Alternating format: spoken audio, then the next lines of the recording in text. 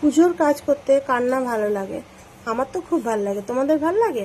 আমি সকাল থেকে উঠেই ভগবানের শুধু সেবা পূজাতে কী কী কী কী করতে হবে সেইটা নিয়েই সারাদিন ভাবতে থাকি। এই দেখো চন্দন যাত্রা উৎসব চালু হয়ে গেছে। এবার ভগবানকে চন্দন মাখানো, স্নান করানো, ভগবানের গোটা গায়ে চন্দন লেপা, যতটুকুন চন্দন আছে বেটে আমি মোটামুটি ভগবানকে লেপে দিয়েছি আজকে।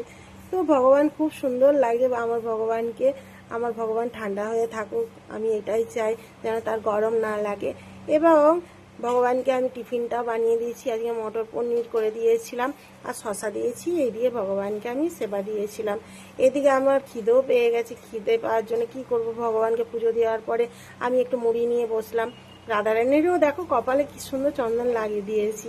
আজকে ভগবানের চরণে, গায়ে যতটুকুন হাত গেছে ততটুকুন আমি ভগবানকে সুন্দরভাবে চন্দন লাগিয়েছি। এরপরে আমি মুড়িটা নিয়ে বসেছি। মুড়ি, দেখো ছোলা, শশা, এই দিয়ে আমি মুড়ি খাচ্ছি। হরে কৃষ্ণ।